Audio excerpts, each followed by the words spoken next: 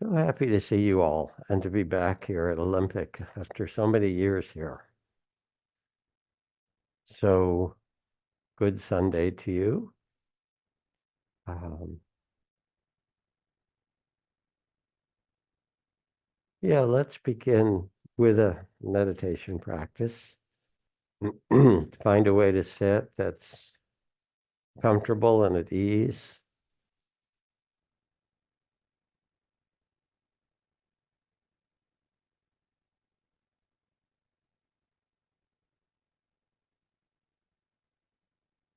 And the goal of meditation is not to get somewhere else, to get from here to there, but to come from there to here, to be present, awake, kind, alive.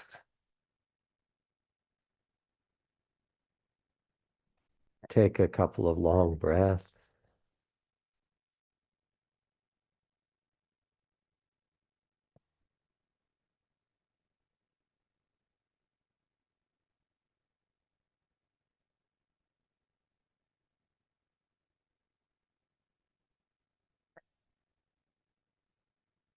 Let the eyes and face be soft.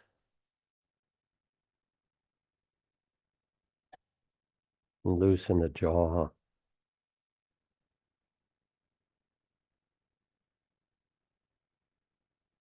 You can roll your head in a little bit of a circle if you like to release your neck. Let it find a simple upright.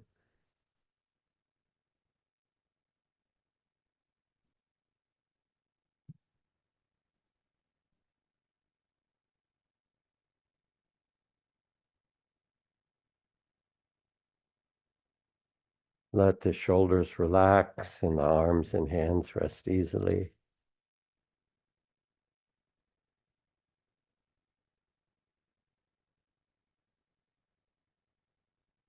Feel the weight of your body on the seat and how you're completely supported by the earth. You can rest, sink down, steady.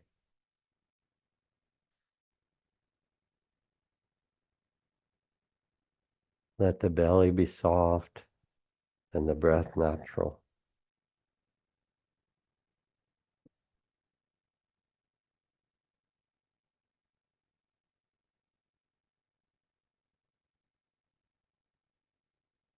And let the heart be soft as well, to receive whatever arises with kindness, compassion.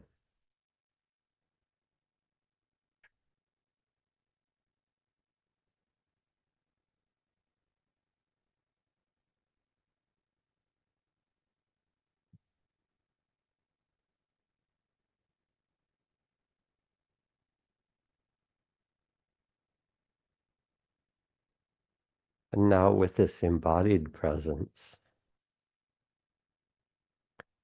begin to notice how the body is breathing itself.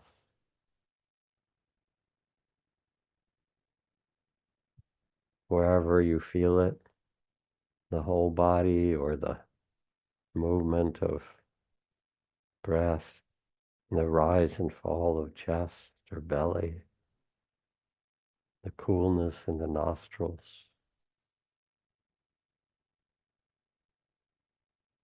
And relax with each breath.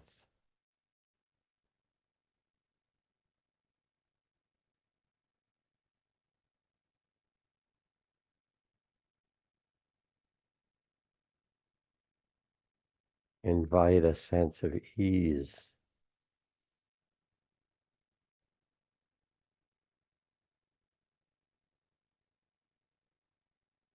And trust. The breath breathes you.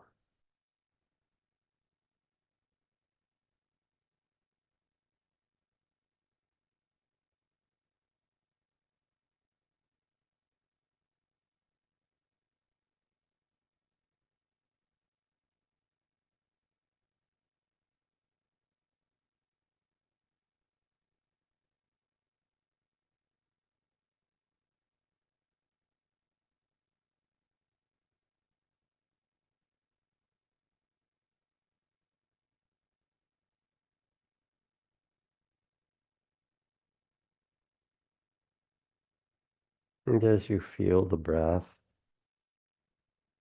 let it have its own rhythms, slow or soft, more rapid, whatever it wants.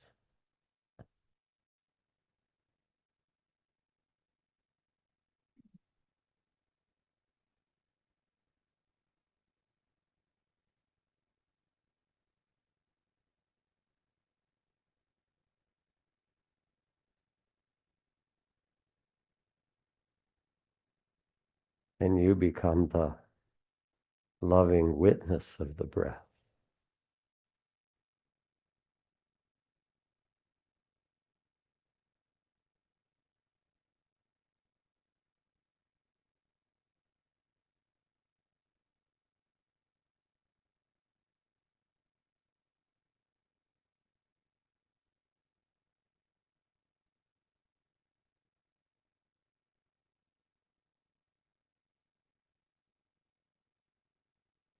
And of course, there will be thoughts and sounds and feelings and all kinds of other experiences.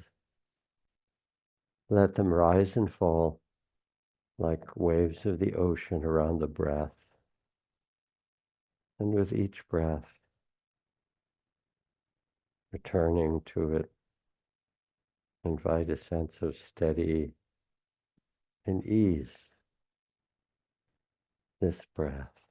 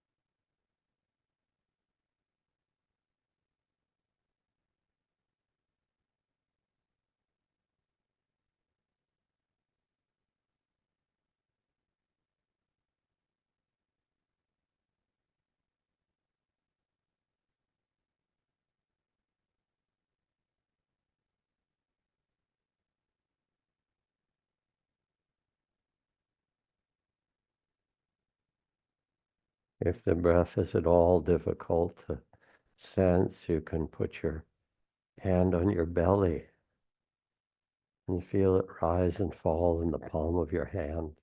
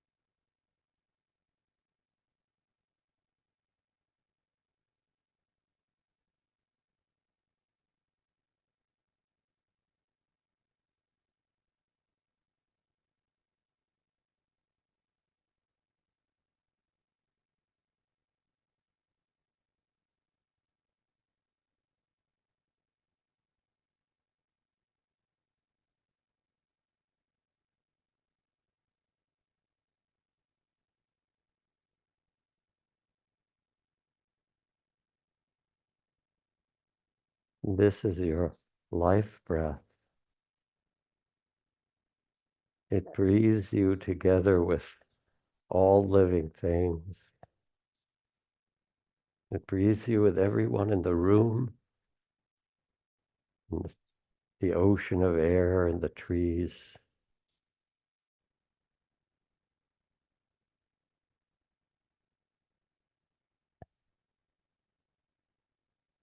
As if to make an inward bow, you can say thank you to your breath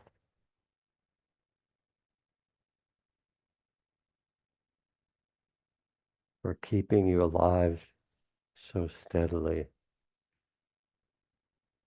so long. Gratitude.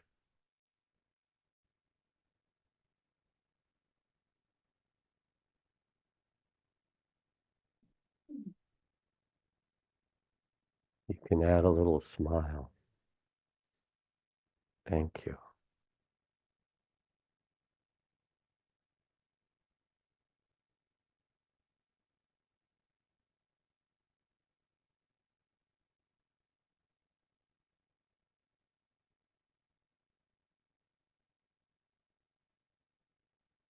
And now expand the field of mindful, loving awareness to your whole body.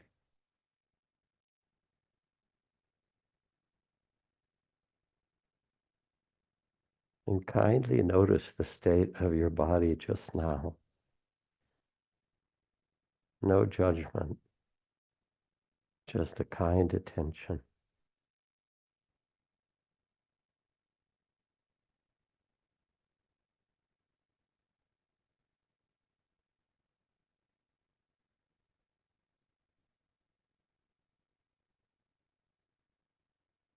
Notice the areas that are warm or cool, that are tight or relaxed.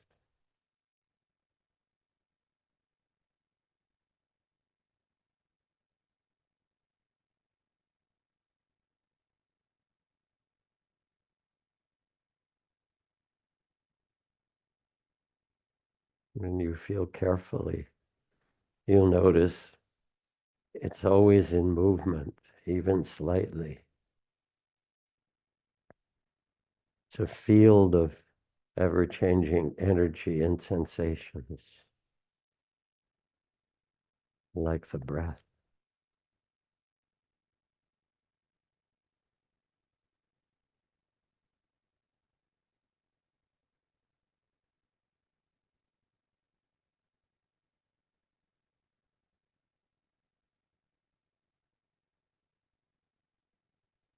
As you tune in,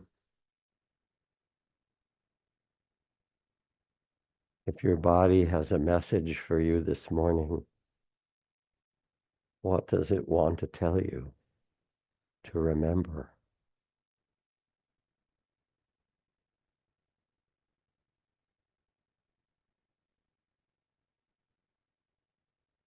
You can know.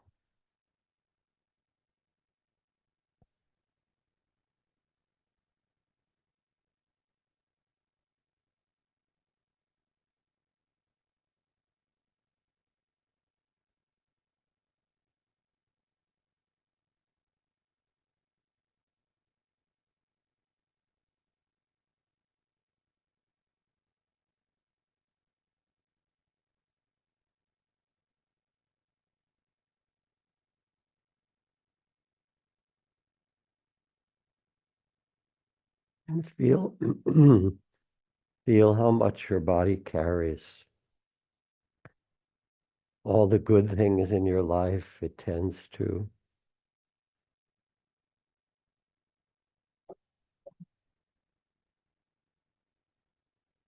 And the weight of difficulties carried in the shoulders or the jaw or the belly.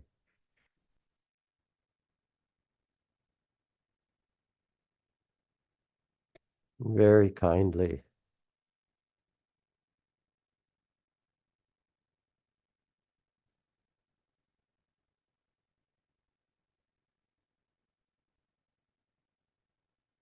And again, as if with a bow, say thank you to your body. Thank you for carrying so much. You can relax. I'm okay just now. Invite the body to relax just here. Ah,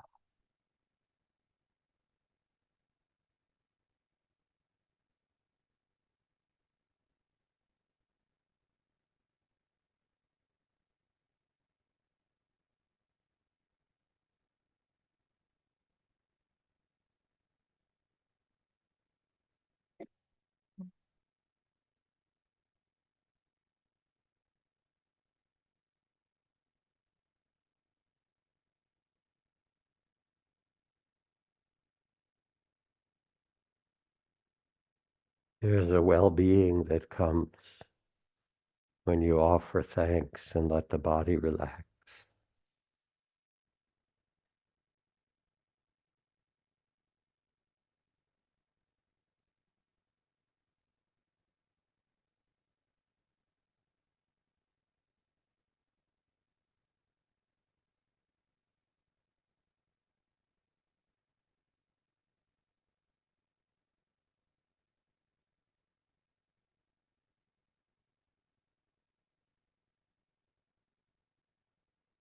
Now shift your mindful, loving awareness to your heart,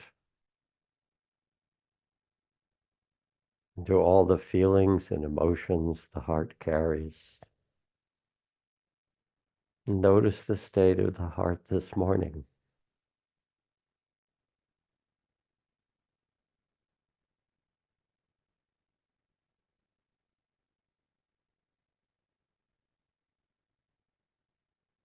Peaceful, longing, worried, easy.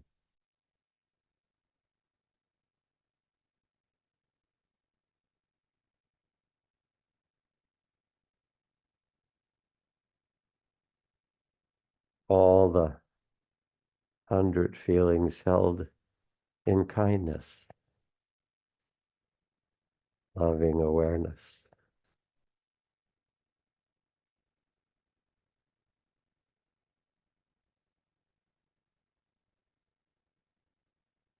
Your heart carries so much.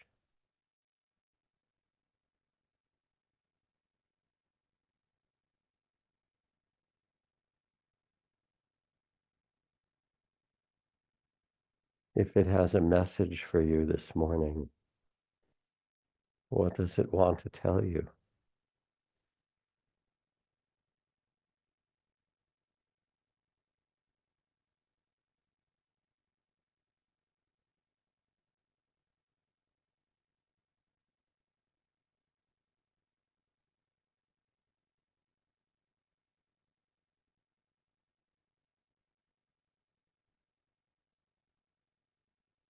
Now, as if with a bow, you can say to your heart, thank you. Thank you for carrying so much, for caring. You can relax. I'm okay just now. Thank you, dear heart.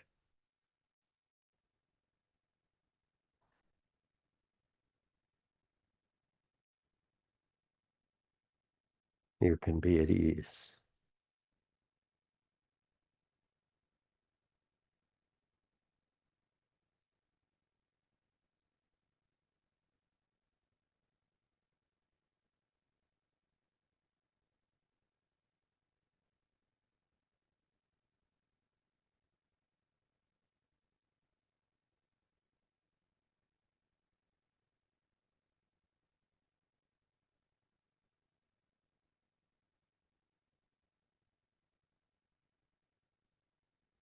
Now bring the same mindful, loving awareness to the mind.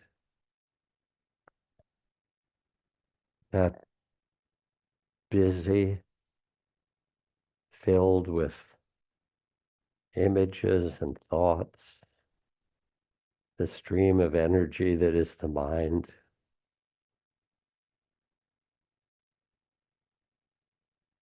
Notice it with kindness.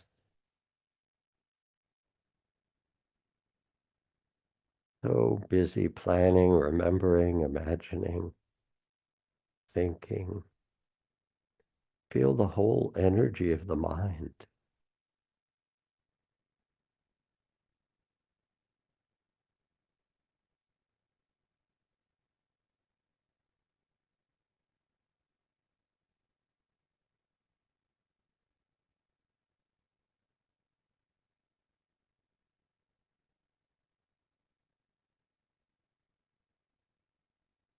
And breathing deeply, say thank you.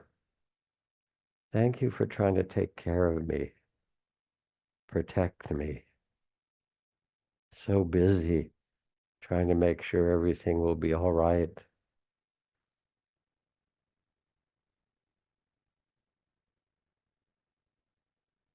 Thank you, you can relax.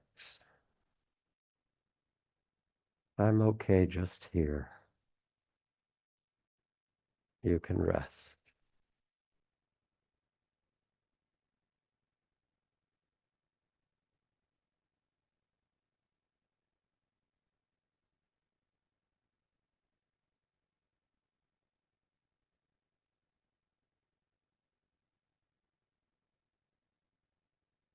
And invite a sense of peace and presence with a quieter mind and a tender heart.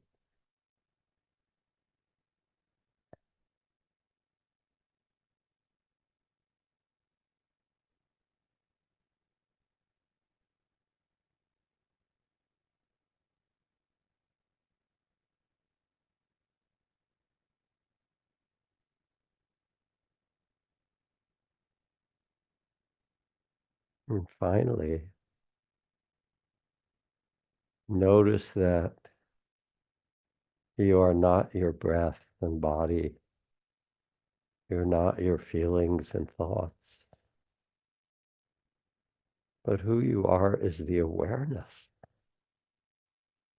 that has been kindly witnessing. You are the loving awareness itself.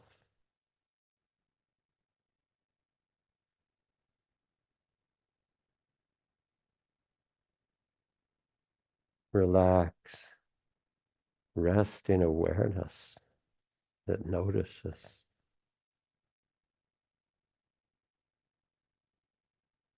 spacious and open, vast.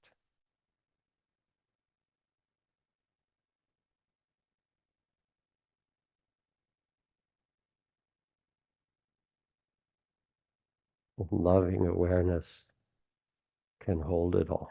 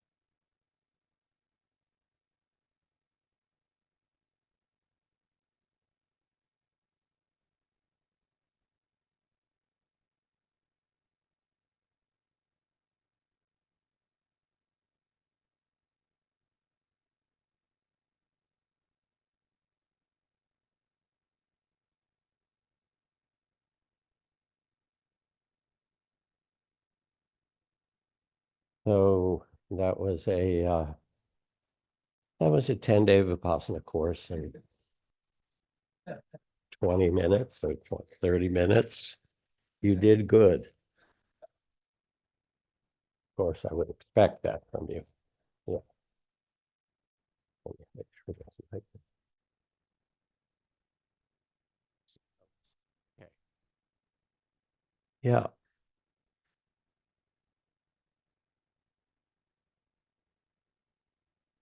How are you doing? Some are doing good anyway. We can take care of the rest of us.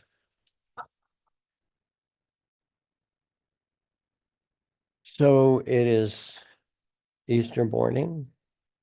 It's the last day of Passover. And here's the teachings I want to offer in one poetic line from Pablo Neruda. He writes, "You can pick all the flowers, but you can't stop the spring." And no matter what's happening in this world, there is a much bigger force of life itself that was breathing you, that's part of every cell of your being and the whole magic show of life. You can pick all the flowers, but you can't stop the spring. That's really the meaning of these celebrations.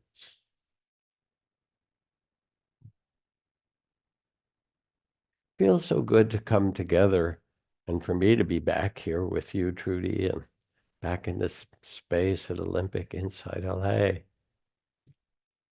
And I have a lot of feelings as I've come this morning, some tender and almost tearful, some grief for the world and all that's happening out there, some heartened by our being together, all of these. And it is a wild and challenging time. Nationally, globally, we know this. Missiles every day in some places, increasing violence, hungry children, climate, loss of species, cultural anxiety. I mean, when we come to sit, all that is with us and our personal lives. Alison Luderman, great poet, wrote just the last line or so, last lines, where she talks about the helplessness at times of bearing witness to the soft bodies of children on battlegrounds.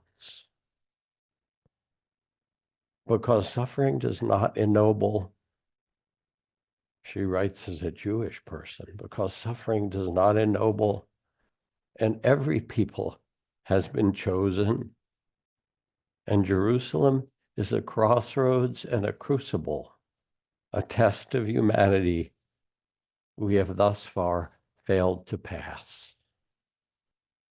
So we sit with the springtime and the beauty and also the suffering that human beings create, and we know. And of course, it's exacerbated by the media, all the streams of media that we now have coming in all these different directions, you know. And the aim of the media, put by the political commentator H.L. Mencken years ago, he said, the whole aim of politics is to frighten the populace, so you will vote to get them to protect you. They want you to be afraid in some way. And they, you can feel, is the kind of cultural, political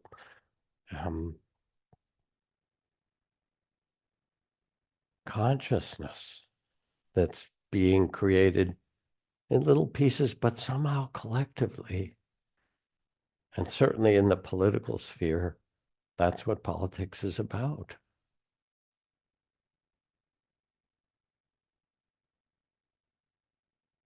They want you to fear each other. And it's been so my whole life. The enemy du jour, it was the communists, right? It was the gays. It was the Russians, or it was the Chinese. It's the blacks, the browns, the yellow people, you know, the red people, people coming over the border. Now it's the immigrants. Be afraid. There's 11 million undocumented people. We live together. It's fine. And those undocumented people commit less crimes than the documented people, like y'all, right? So let's get real about it. I carry red cards with me and give them out by the hundreds. We'll put some out for you that are a simple statement that an undocumented person can give to the ICE that says in Spanish, English, other, I do not wish to speak with you or answer your questions or sign or hand you any documents based on my Fifth Amendment rights under the Constitution. I do not give you permission to enter my home without a written warrant and my name on it based on the Fourth Amendment rights. It's come to this, but they or the system turns us against one another. And we're not. We're not against one another. What we're experiencing, Joanna Macy calls it the great turning. She's really our kind of extraordinary visionary. And it's the breakdown of the exploitive late stage capitalist model where we get as much as we can, and the harbinger of the possibility of interdependence. When it breaks down, that turning says, will we use this time to turn to something better, to care for one another? And of course, we're living with the truth of uncertainty. My teacher, Ajahn Chah, you'd ask him things and he'd laugh. He'd say, uncertain, isn't it? Right? How's that to live with? You thought it wasn't uncertain, baby? It is uncertain. We are living it. And it changes very quickly, almost as quickly as the tariffs. It says in the sutras, the tariffs and karma can change as quickly as the swish of a horse's tail, right? The problems seem really big and really painful and really hard and really large and huge. So what do we have in the face of these?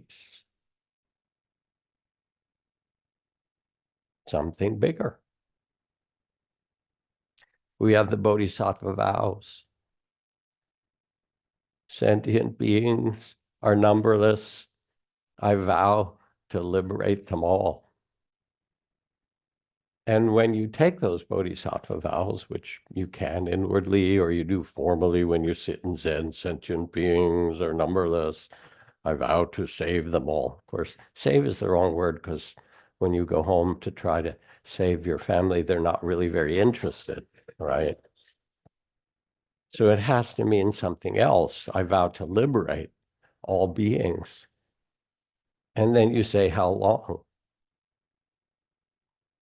And it says, immeasurable time. Like that beautiful Ojibwa saying, sometimes I go about pitying myself when all the while I'm being carried by great winds across the sky. The Bodhisattva vows exist in a frame of heart and spirit that are so much bigger than the cycles of the economy and the politics and so forth. That's what we have.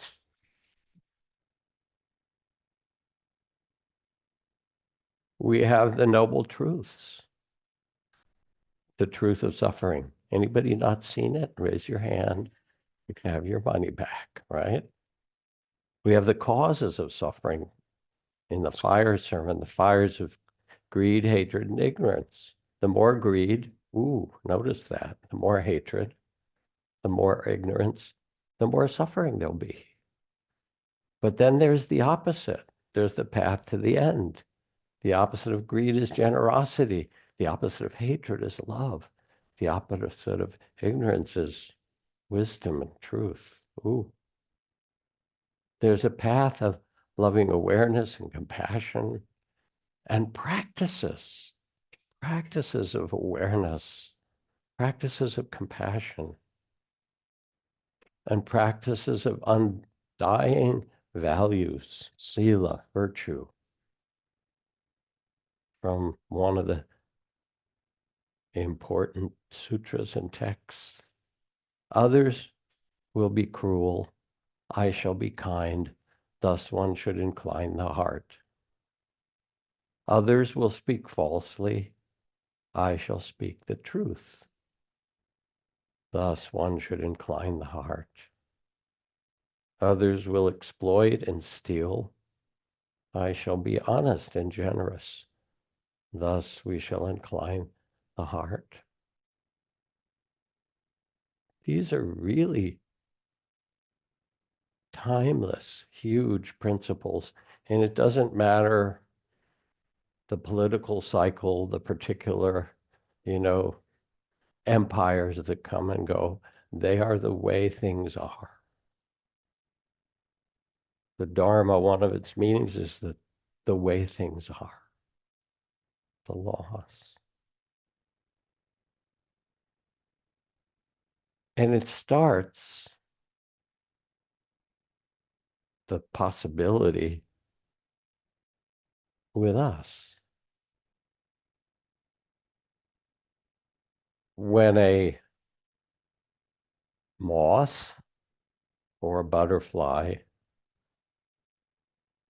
is gestating in a chrysalis, it used to be a little caterpillar of some kind or other. And I want to include the moths because there are some really cool moths out there. It's not just those fancy ass butterflies, right?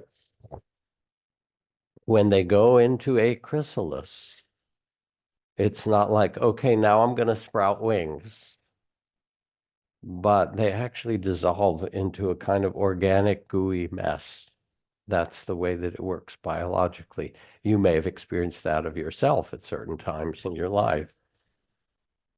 And then there are certain cells that the biologists have named imaginal cells that begin to organize all that gooey mess into a new creature. And they imagine that they can fly. And they put themselves together and grow wings so that when the chrysalis opens, they can fly. You become the imaginal cells in these times. Things fall apart, but in you is the understanding that compassion is big enough to hold all this, that the heart is big enough to hold all this, that the Dharma is big enough to shine the way through empires and changes and crises and beauty, that's what we have, that the Bodhisattva can carry on liberating beings from suffering, however long it takes. And of course, it starts with one person at a time. Thich Nhat Hanh's, if there's only one person on the boat who remains calm and centered, it's enough. It shows the way. But then it turns out that the imaginal cells look around and say, Trudy, will you be my imaginal cell friend? And then what we have is another huge power, which is community. One of the three gems. We come together. And here we've come together with the first part of mindful loving awareness, sati, mindfulness, to quiet the mind, tend and listen to the heart. Such an important thing to do when the world gets a little crazy is to step back. Turn off the news, please. You get the point. Honestly, you do. So you quiet the mind, tend the heart. The word in Pali for mindfulness is sati, but it's actually a compound word, sati sampajanya. Sati is mindful presence, and sampajanya is a more broad context. You could call it mindful response, like breathing in and breathing out, centered, mindful presence. And then what? Mindful response. You turn off the news, but what then? You love people, you feed them, you care for them, you stand up for what matters. I've been tracking, as we do in the world of people who are doing the Bodhisattva work globally, the chef Jose Andres, who started World Central Kitchen, in Puerto Rico after the hurricane, and now working in lots of countries, they have served 200 million meals from a very small beginning. He was a New York Michelin fancy-ass chef, right? What else can I do? All right, I got a Michelin star. What else? Is there anything more interesting to do? How about love people and feed them, which is Ram Dass's guru's prescription for enlightenment. You want to get enlightened? Love people and feed them. And so we can care. We can make a difference. And it makes a difference. This is Howard Zinn, author of The People's History of the United States. To be hopeful in bad times is not just foolishly romantic. It's based on the fact that human history is a history not only of cruelty, but also of compassion, sacrifice, courage, and kindness. What we choose to emphasize in this complex history will determine our lives. If we choose to see only the worst, it destroys our capacity to do something, to respond. But if we remember those times and places, and there are so many, where people have behaved magnificently, this gives us the energy to act wherever we are, and the possibility of sending the spinning top of the world in the right direction. So it actually becomes a dharmic practice to see cheer and beauty, to live with joy, to plant flowers and tend them in your garden, to care for one another. Because every bad news story, and there's lots and lots of them, while we've been sitting here for this less than an hour, there have also been 8 billion acts of kindness that don't make the news. Some mother putting warm tortillas on the table for her child, and some person putting rice gruel on the table for their daughter or their son, their beloved, somebody holding the door for another person, somebody just stopping at the damn red light so somebody can go through the green and not have an accident. We live with care for one another and we take it for granted, but it's actually who we are in its essence. And no one can take this. You have your Buddha nature. You have your dignity. You have the spirit and care born into you. And then you become a make-weight. So make-weight is the term when you go into the marketplace to buy papayas or walnuts or whatever. You go in the old time marketplace, they hold up the scales, right? And they put the fruit on one side. All right, here's the tangerines. And then they put some weights on the other. You want a kilo worth, and they put weights in, and it starts to balance, but it's not quite balanced. And then at the end, there's this little set of weights. They make them very cute sometimes, like little ducks or little, animals. And they put a couple on, and then it just comes to balance. And those little ducks, that's you, by the way, are the things that turn the whole scale, that move it so that it comes into balance. So when you remember your Bodhisattva vows, when you quiet your mind, and when we come together in community, and then you get up, and you love people and feed them, you become the make-weight, the carrier of the Dharma, um, the person that makes the difference on the boat. So thank you. Sorry, Miss Trudy, I went on for a bit. See?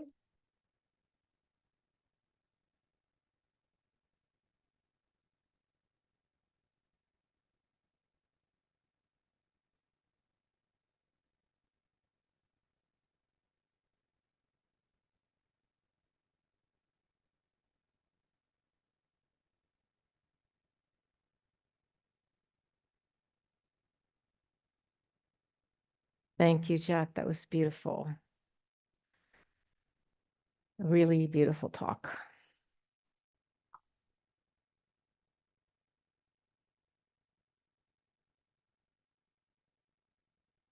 But I do want to leave time for us to have some exchange. So I'm going to shorten mine, and I'm going to be teaching here again in 3 weeks, which I'm really excited about, that I get to come back so soon. So please come back then. And I'm really grateful to be able to come here and meditate with all of you, because sitting together is so helpful. This is really a hard time.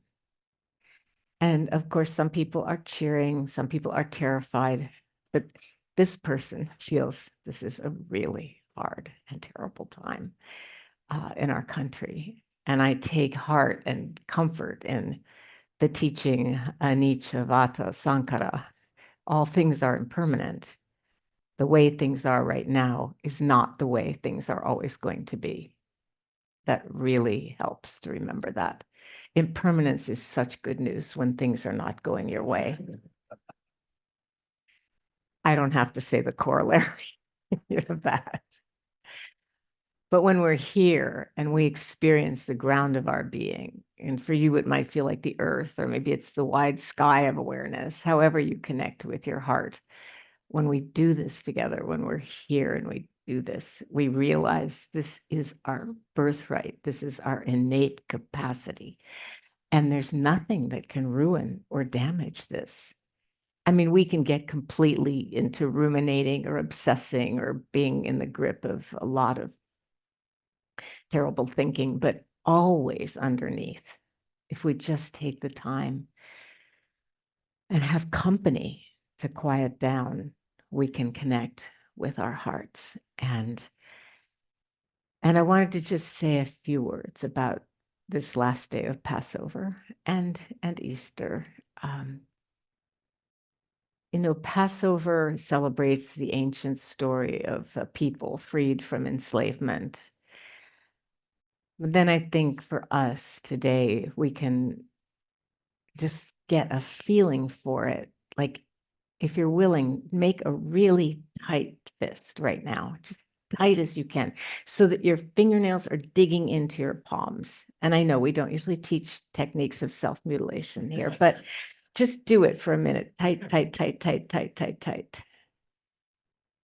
Tight, tight. And then release your hand.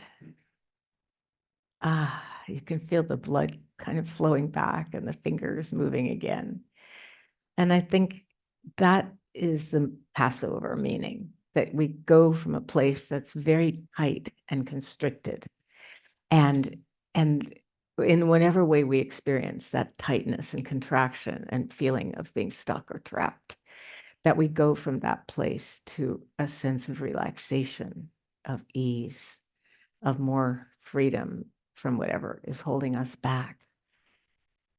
And that, when I think of that definition of Passover, it's very general, but then it's something I can connect with.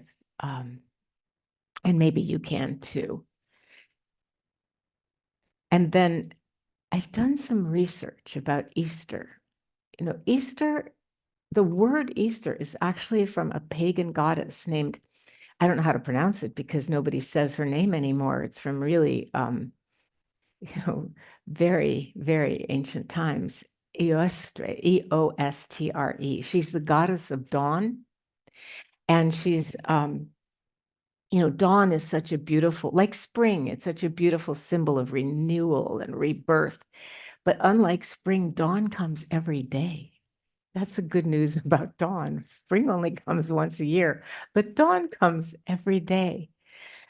And I think of the commonality between these holidays. I haven't taken communion in church, although I have gone to church, but I noticed that they have these wafers that are unleavened bread.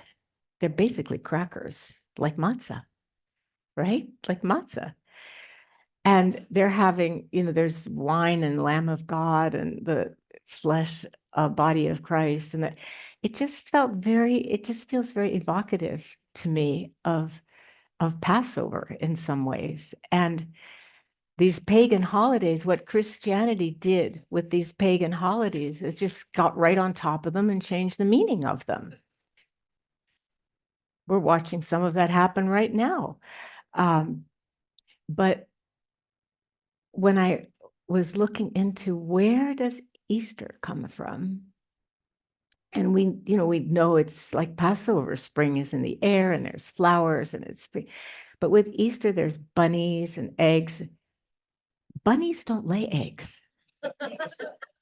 I don't know where the bunny part comes from, or the eggs for that matter, although eggs, right, renewal, birth, eggs, yes.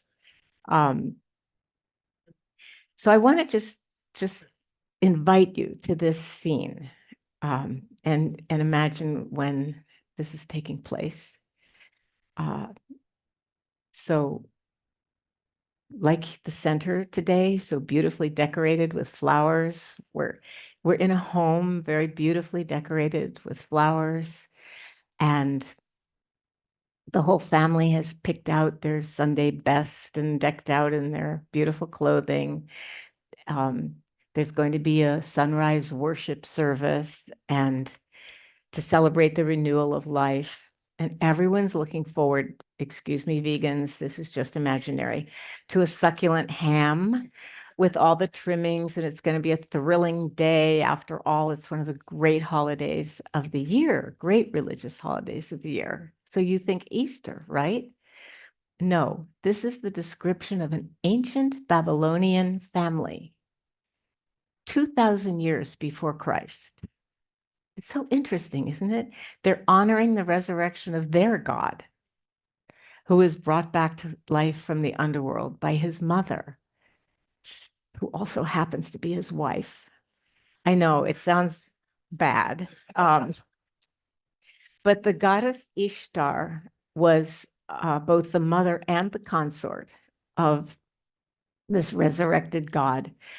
And to us, that sounds, pretty horrible, but it's symbolic. It reflects her, really, we understand, we can laugh, but it really reflects her role as both the giver of life, the sustainer of life, and yeah, of both. She's really both. And so Ishtar is pronounced Easter in a lot of dialects, right? And I just point this out because of what's going on in our country right now, like the commonality. We had the joy, the pleasure of meeting Vivek Murthy the other day, who was our nation's Surgeon General for most I think 8 out of the last 10 years, a lot of years, under Biden and before under Obama as well. And before he left office, before this administration, he wrote a prescription for America. And he wrote this prescription for America after traveling all around the country and listening to people of all ages, young people, kids, college kids, adults, old people, people of all ages. And the one theme that sort of was threaded through all the people that he talked to was loneliness and lack of connection. So his prescription for us is this. That was actually appropriate, but I didn't mean to. It's this. It's community. It's finding community wherever you can. And before you leave, I really want you to stay and talk to somebody, the person next to you, or I think looks like I know take an avocado, and I can't see exactly, but it looks like there's snacks out there. So yeah, stay. And community can be a conversation that you initiate with somebody that you might not have had otherwise. Uh, but his prescription is for the refuge that Jack was talking about, the refuge in Sangha, the refuge in community, however, wherever you find it. So I was actually going to go on, but I'm going to stop for now. And I want to share with you a poem that is for me today's poem. And it's from Maya Angelou, and it's called Still I Rise. I won't read the whole poem, but she says, "You may write me down in history with your bitter, twisted lies. You may trod me in the very dirt, but still, like dust, I'll rise. Just like moons and like suns, with the certainty of tides, just like hopes springing high, still I rise. You may shoot me with your words, you may cut me with your eyes, you may kill me with your hatefulness, but still, like air, I'll rise. Out of the huts of history's shame, I rise. Up from a past that's rooted in pain, I rise. I'm a black ocean, leaping and wide. Welling and swelling, I bear in the tide. Leaving behind nights of terror and fear, I rise. Into a daybreak that's wondrously clear, I rise. Bringing the gifts that my ancestors gave, I rise, I rise, I rise. And for all of us, uh, maybe we have a bad dream, but dawn comes and brings the light. Maybe we're ashamed of things being done in our country in our name right now, but still we get out of bed, we come to Insight LA, we find community, we practice together, and we give each other our hearts and our hope so that we will rise to meet this moment. And each one of us has different talents and different capacities and different ways that we communicate with each other. And some of us, our friend Catherine, who's here, is going to enter a 3-year retreat this summer. Yes, she's in the gray sweater over there smiling. Some of us, are going to be praying and meditating intensively for 3 years for this world. We all have our different ways of expressing ourselves, and we all have a part to play, and no part is too small. It all really matters. And I'll talk some more about that in 3 weeks. But for now, I want to open for some conversation with you. I love this part the best, the interactive part, because I always feel then I know what I'm saying is something you actually want to hear. If you ask a question and we respond in some way, and we don't call this Q&A anymore because we don't have the answers. Well, I'll speak for myself. Maybe Jack does. I don't. I don't have the answers, but I do respond. We can respond to each other. So is there a mic? Yes, great. Alexis, and thank you for your setting up and making this so great today. Question. What advice, compassion was obviously a big theme, as it always is, but what advice would you offer for those of us who are afraid to open our hearts too much because their fear is that the tears will never stop falling? The fear is what The tears will never stop falling. Oh, yeah, yeah. What a beautiful question, Rick. Thank you. The fear is the problem, not the tears. Because the tears, tears feel endless, bottomless when they don't have a chance to fall. When they get to fall, and sometimes they fall and fall and fall, but they stop because anicca vata sankhara. Tears too are impermanent. They cannot go on forever, even though it feels like they will. And it's really like that with all the intense emotions that we're afraid will flood and destroy us in some way, drown us if it's tears. And so, and of course, knowing you a little bit over all these years, I feel safe in telling you that it's okay to cry. And what if you gave yourself the rest of the day to cry and see what happens? And see what happens. And let us know. I know you're going to be here 3 weeks from now. You'll be You crying. are not going to be in a puddle.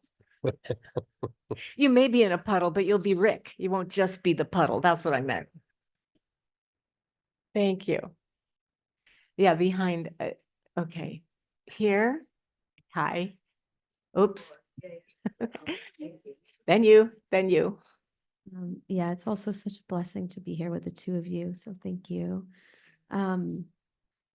My practice has evolved a lot in the past year and has become so supportive in many ways.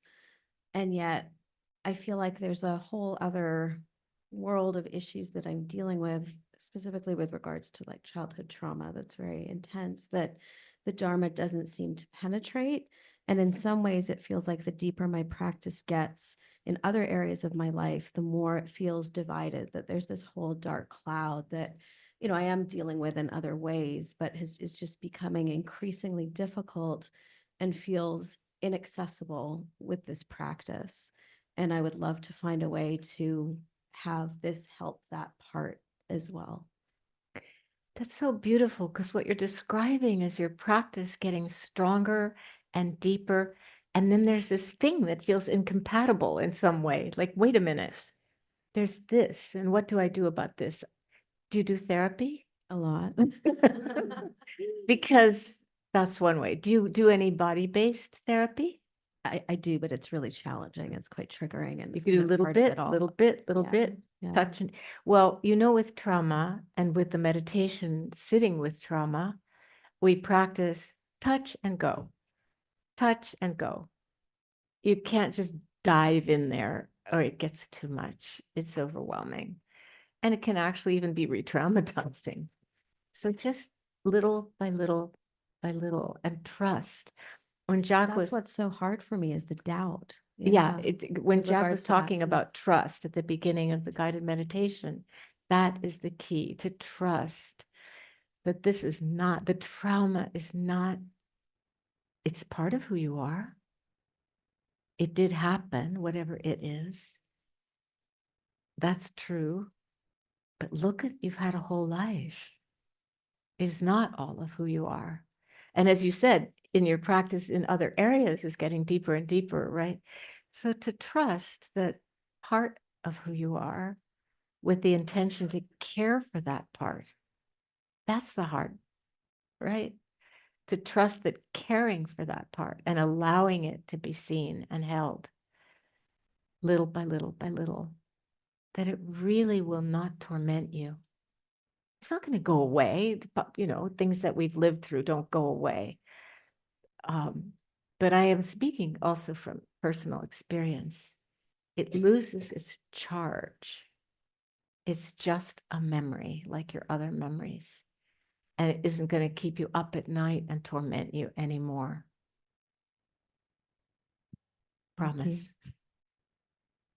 Yeah.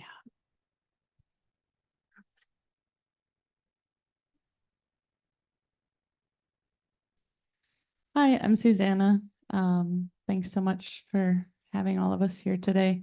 I had a question.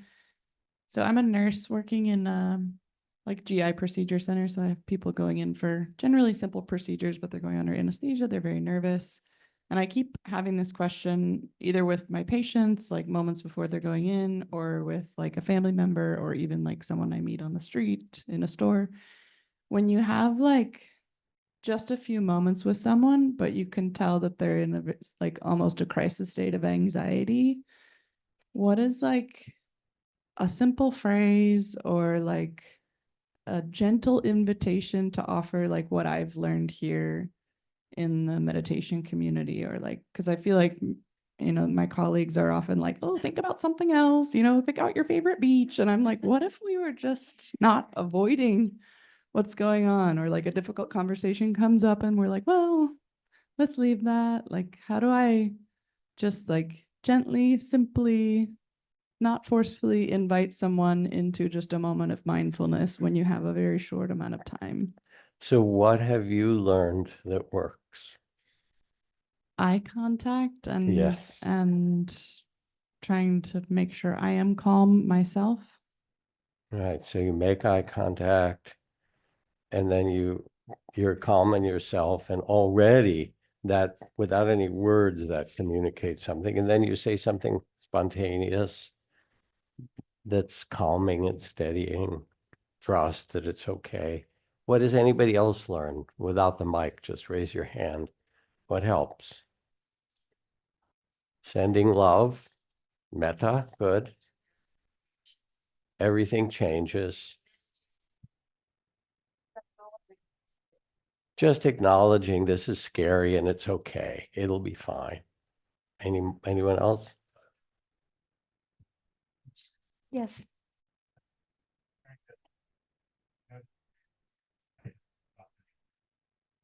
Softening your belly, noticing where your stomach's tight. What's that? Deep breath. All right, let's breathe. It's a beautiful question and a great thing to be able to do. Thank you so much. Yeah, thank you. I want to thank everybody. Thank you so much for being here.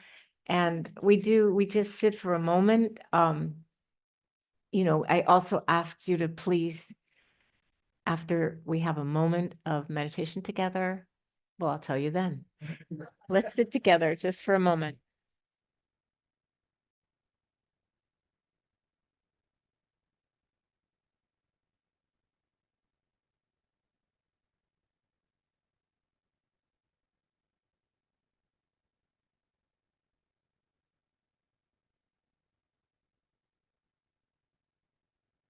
At the end of a period of practice and study together, we share the benefit, the goodness, whatever's been helpful. We offer the goodness of our practice to all beings everywhere, without exception. May all beings be happy, safe, healthy, and free.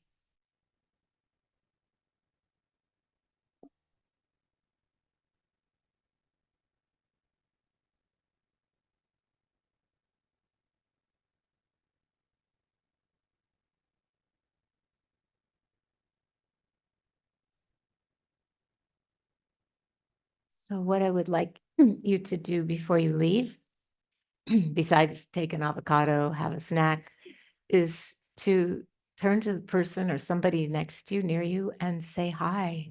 Just introduce yourself if you don't know people here. I see people waving online. Yes, hi, we see Hi out you. there. Welcome, we're happy you're here.